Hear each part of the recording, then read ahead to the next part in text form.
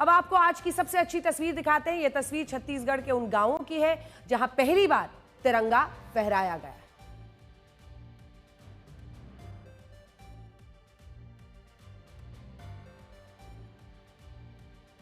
पिछले एक दशक में नक्सलवाद को जड़ से मिटाने की मुहिम चल रही है और जब हम देखते हैं कि ऐसे गांवों में तिरंगा फहराया जा रहा है तो ये भारतवासियों के लिए सबसे खुशी की बात है, क्योंकि भारत का एक बहुत बड़ा हिस्सा बहुत सारे लोग मानते हैं और आंकड़े बताते हैं, इस बात की गवाही देते हैं कि नक्सलवाद में सबसे ज्यादा लोग इस देश में पारंपरिक रूप से मारे जाते थे।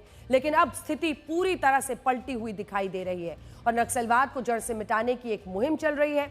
इस मुहिम का असर अब दिखने लगा है और उसी असर के तहत आप देख रहे हैं कि झंडारोहण करने की ये प्रक्रिया शुरू हो रही है। साल 2004 से 2014 के बीच नक्सलवादी हिंसा की 16,463 घटनाएं हुई थी, लेकिन देखिए आज नजारा बदला हुआ है।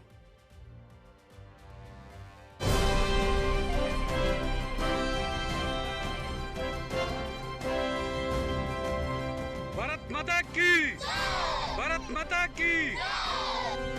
जिस क्षेत्र में ये बच्चे तिरंगा फहरा रहे हैं, शान से भारत माता की जय के नारे लगा रहे हैं, कुछ साल पहले तक ऐसा करना मौत को आमंत्रित करने जैसा था। वंदे वंदे बोलो भारत माता की।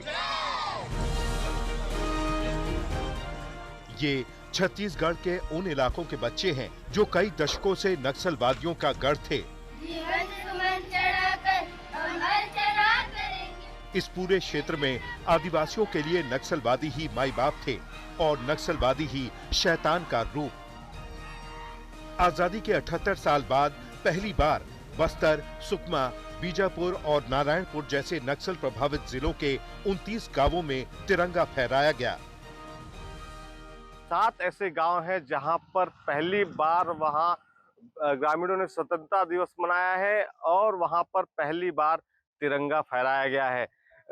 इसलिए कह रहा हूं क्योंकि उस जहां उन इलाका है जहां पर कभी नक्सलियों का राज चलता था, वहां नक्सली काला झंडा फहराते थे, लेकिन अब वहां पर कैंप खुल गए हैं।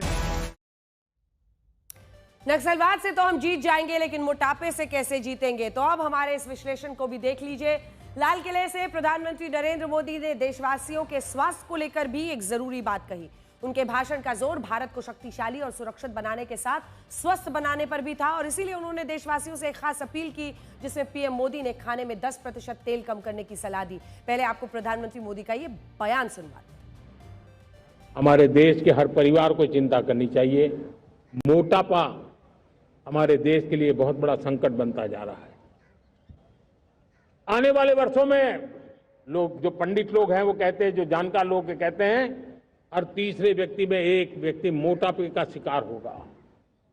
हमें मोटापे से बचना है, ओबेसिटी से बचना है और इसलिए मैंने बाकी सब करना पड़ेगा, लेकिन एक छोटा सा सुझाव दिया था कि परिवार तय करे कि जब खाने का तेल घर में आएगा 10% कम ही आएगा और 10% कम ही उपयोग करेंगे और हम ओबेसिटी के खिलाफ लड़ाई को जीतने की दिशा में हम अपना योगदान देंगे।